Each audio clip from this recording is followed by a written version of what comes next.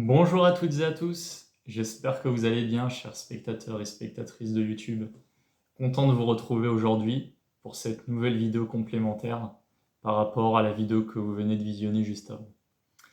Alors, j'ai plusieurs points à aborder avec vous et à développer par rapport à ce que vous avez pu voir dans cette animation vidéo. La première chose importante qu'il faut absolument que j'approfondisse avec vous, c'est cette histoire de grande pyramide encodée dans les nombres et les lettres, parce que ça c'est quand même absolument incroyable. Alors ce qu'il faut que vous sachiez, c'est que avant d'en arriver à la conclusion que j'avais bien affaire à la grande pyramide, il a fallu que je fasse beaucoup de recherches et que je puisse être certain que ce que je vous montre soit la vérité. Parce que moi, tout ce que je cherche, et ça c'est vraiment important, ce n'est rien d'autre que la vérité. Je ne veux pas inventer d'histoire. Donc si je vous montre ça, c'est parce que pour moi, ça a été encodé volontairement. Et il y a autre chose aussi qui est important, c'est le signe de la multiplication. Puisque là, en fait, ce que je vous montre, c'est que le signe de la multiplication est directement en lien avec la forme de la grande pyramide. Ce qui veut donc dire qu'au moment de sa création, il a été spécialement conçu pour faire le lien avec la grande pyramide et notamment ses mesures en mètres pour ce qui est de ses côtés. Puisque comme on avait pu le voir précédemment, le W est lié au 22 et que tout cela, c'était lié notamment le fait que 22 c'est 2 fois le nombre 2, donc double 2, alors qu'on parle du W, et ce qui en anglais donne W. Donc il y avait tout qui était doublé. Donc ce qui veut dire que, naturellement, la lettre X est associée au nombre 23. Or, la lettre X, c'est aussi 10 en chiffre romain. Et la seule manière de créer cette relation entre le 23 et le 10, pour arriver aux dimensions du côté de la grande pyramide, c'est de les multiplier. Et la seule manière de pouvoir les multiplier, et que on puisse l'intégrer dans ce système de codage, c'est de représenter le symbole de la multiplication comme ressemblant à un X. Et en l'occurrence, c'est le cas, puisque c'est une croix. Et là, ici c'est subtil mais important, ce n'est pas un X à proprement parler, où comme vous avez pu le voir dans la vidéo, chaque branche est écartée par rapport au nord de 23,5 degrés, ce qui correspond à l'inclinaison de la Terre, enfin à l'angle d'inclinaison de la Terre par rapport à l'écliptique. L'écliptique, c'est la bande céleste qui est traversée par la Terre autour du Soleil et qui passe par les 13 constellations du zodiaque, puisqu'en plus des 12 connues, il y a Ophiuchus, et que les astrologues ont écarté. Donc ce point-là est vraiment important à souligner, qu'en plus, la lettre X aurait été placée à cet endroit précis pour justement faire cette relation avec l'astronomie et l'inclinaison de la Terre par rapport à l'écliptique. Voilà. Ça, c'était le premier point. Et donc le deuxième, c'est que donc la lettre X, enfin le symbole de la multiplication, lui représente les barres espacées de manière égale. Ce qui veut dire que si on venait à l'entourer par un carré, il rentrerait parfaitement dans ce symbole. Et en l'occurrence, moi dans mon déchiffrage, la lettre L minuscule représente une coudée. Puisque le L est associé au 12, le L est la 12e lettre de l'alphabet. Or 12 adouci donne douce, et on inverse la position du C et du D, on passe de douce à coude. Le coude, la coudée. Donc on est très proche. Et en plus, la forme de la lettre L, avec ses coins équarris, représente la coudée. Si on l'observe depuis le haut, on peut clairement voir les contours de la coudée à travers la forme de la lettre L minuscule. Et comme le L est aussi associé au nombre 11, puisque comme on a pu voir, chaque lettre et chaque nombre sont associés à deux nombres ou deux lettres, on a pu voir que la valeur de la coudée était 11 pour chaque côté. Donc 11, 11, 11, 11. Or, 11 fois 4, ça fait 44. On est d'accord. Pour les contours de la structure pyramidale. Or, si on rajoute le X au centre, comme il est à la fois multiplication et 10 par son chiffre romain, donc on fait x10. Ce qui veut dire que la structure de la pyramide en elle-même vaut 440. Son symbole cryptographique, tel qu'on peut l'observer depuis le ciel, parce que c'est en 2 dimensions qu'on l'observe ici, la pyramide. Et simplement à travers cette représentation-là, on peut en retirer le nombre 440. Or, le nombre 440 fait directement référence aux 440 coudées de côté de la grande pyramide. Et là, le fait d'avoir à la fois 230 et 440, 230 mètres, 440 coudées, et que ça équivaut exactement aux valeurs de côté de la grande pyramide, bah là, il n'y a plus de questions à se poser. On sait que la pyramide qui est représentée ici, c'est la grande pyramide. Donc là, c'est quelque chose d'absolument incroyable. Et donc, je me suis renseigné sur la personne qui a inventé ce symbole, parce que forcément, il devait être initié là-dedans. Et il se trouve que j'ai découvert des informations intéressantes à son sujet. Cet homme s'appelle William Oughtred, et il a inventé ce symbole en 1631. Donc c'est très récent. Le symbole de la multiplication date de 1631. C'est un mathématicien anglais qui était proche aussi de l'Église, très croyant. Et surtout, ce qui m'a beaucoup intéressé, c'est qu'il avait des intérêts occultes. Alors on ne le trouve pas sur sa page Wikipédia en français, mais sur sa page Wikipédia en anglais, dans les sous-sections, il a indiqué que ses contemporains, qui l'avaient côtoyé, voyaient qu'il était intéressé par l'astrologie et l'alchimie, et même qu'il savait dresser des thèmes natals. Les thèmes natals en astrologie, c'est calculer la position des astres dans le ciel, enfin, en l'occurrence dans les constellations du zodiaque, au moment de la naissance de l'individu. C'est de là que vient le mot natal.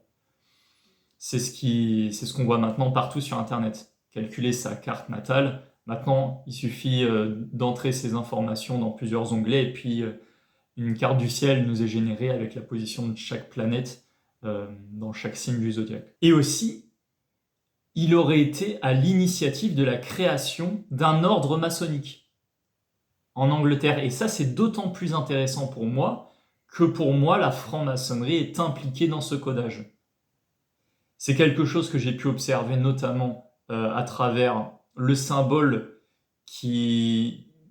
que certaines personnes pensent être un M stylisé, puisque sur la plupart des tabliers des maîtres francs-maçons, on a les initiales M et B qui sont représentées de façon claire. Mais dans certains tabliers francs-maçons, le M est remplacé par un autre symbole qui pourrait faire penser approximativement à un M. Mais en réalité, d'après moi, ce symbole-là n'est pas un M majuscule, mais une représentation cryptographique de Isis sous forme de Milan. Et pourquoi l'avoir représenté comme ça? Parce que en faisant la jonction entre le 12 et le Milan, on obtient la date de 12 000 ans. Et cette date de 12 000 ans fait directement référence à la construction de la Grande Pyramide. Ce qui veut dire que les personnes qui sont à l'origine de la création de ce tablier maçonnique savaient dès le départ que c'était ces informations-là qu'ils encodaient au travers de ce tablier. C'est vraiment un point très important à comprendre. Ce qui veut donc dire que William Oughtred, l'inventeur du symbole des mathématiques pour la multiplication, était initié au codage des nombres et des lettres. Ça ne pouvait pas être autrement. Et l'autre point important qui est abordé, comme la valeur de 230 est en mètres, et que là, on est avant la création, entre guillemets, du mètre, puisque, comme vous avez pu le voir dans la vidéo, c'est un Français qui l'a prononcé pour la première fois publiquement devant l'Assemblée, je crois. Je ne sais plus c'était quel groupe. On était en 1790, donc ce qui est plus d'un siècle après, vous voyez ? Mais de nombreux chercheurs ont pu constater que le mètre était déjà présent en Égypte à travers les dimensions des pyramides du plateau de Gizeh, mais également plus tard dans les cathédrales. Or, les cathédrales ont été construites par les Templiers et les Templiers sembleraient être à l'origine de la création des ordres maçonniques. Pourquoi ? Parce que les bâtisseurs de cathédrales étaient des tailleurs de pierre. Donc ça voulait dire que les Templiers étaient des tailleurs de pierre. Et il se trouve que même actuellement, dans les ordres maçonniques, se trouvent des Templiers. Et il y a même un degré qui est spécifiquement Templier. Donc il y a une relation directe entre les Templiers et les maçons. Et là, je parle des francs-maçons.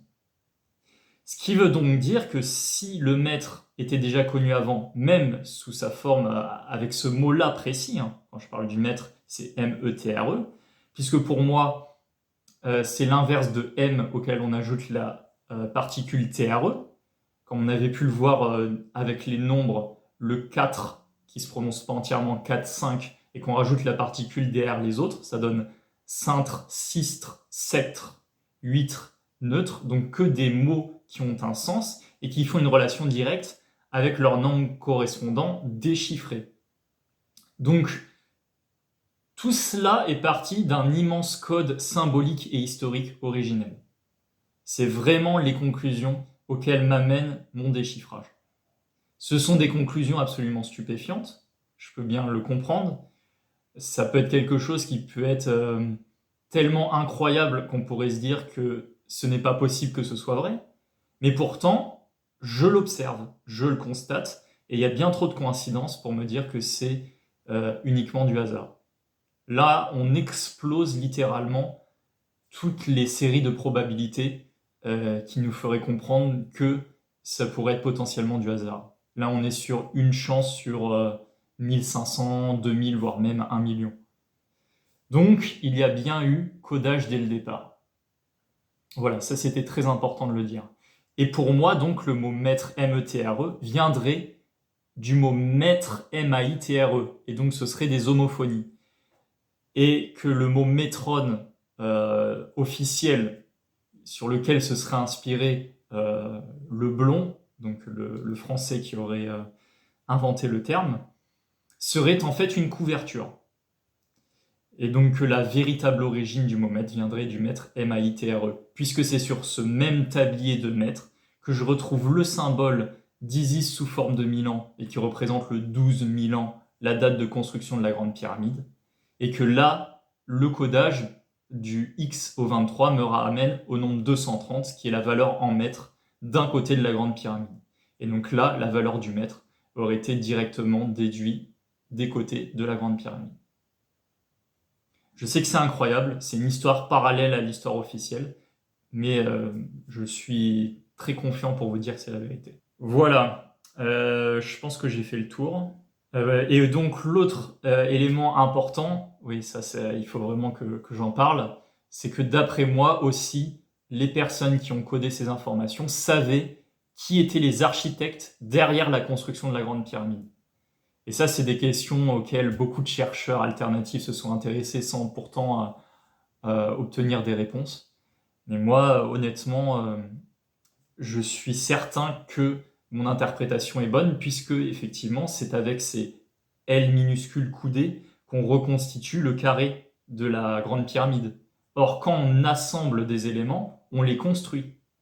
Et comme on le construit avec la valeur du 11, et que le 11 renvoie à Anubis, parce que comme on avait pu le voir dans la vidéo du 11, pour moi, Anubis, ça vient de Una bis, qui est le nombre 1 en latin, suivi de son dédoublement. Or, 1 dédoublé, ça donne 11. On passe de Unabis à Anubis, on inverse la position du A et du U. Donc Anubis est littéralement associé au nombre 11 par son nom. Mais comme on avait pu le voir également, chaque nombre peut être réduit en une lettre. Or, le 1 est associé au I, par sa forme. Or, comme le 11, c'est 2 1, donc ça peut être 2 I consécutifs. Et comme on l'avait vu, 2 I consécutifs, ça peut être un I suivi du bis. Donc ça fait I bis. Or, l'I bis, c'est Thoth. Ce qui veut donc dire ici qu'on a le nom de deux architectes, Anubis et Thoth, qui seraient à l'origine de la construction de la Grande Pyramide. Et ça, c'est uniquement avec les informations que j'ai sous les yeux. Je ne fais qu'interpréter de manière simple ce que j'ai pu observer. Et enfin, dernier élément, comme c'est avec Isis sous forme de Milan qu'on retrouve la date de 12 000 ans, cela veut donc dire que Isis a également eu un rôle dans la construction de la Grande Pyramide. Et pour moi, ce rôle-là, c'est que c'est elle qui a demandé sa construction.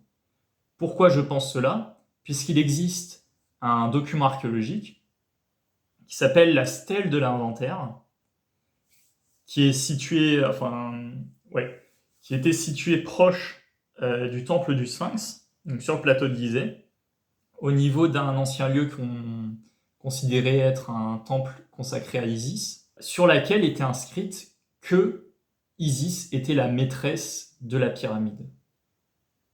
Donc, en quelque sorte, que cette construction lui appartenait.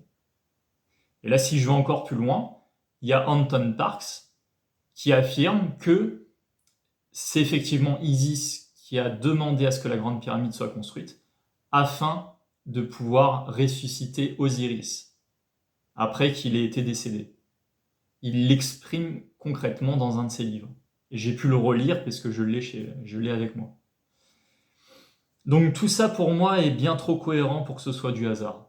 Après, j'ai découvert d'autres choses, mais pour l'instant, je vais en rester là parce que ça fait déjà beaucoup d'informations à digérer. Donc j'espère que en tout cas ça vous aura fait plaisir d'apprendre tout ça. Moi en tout cas, je trouve ça absolument fabuleux. Et on va se retrouver une prochaine fois pour une nouvelle vidéo. Et on approche de la fin. Donc restez bien au courant des prochaines vidéos. Je vous souhaite une bonne journée et à la prochaine.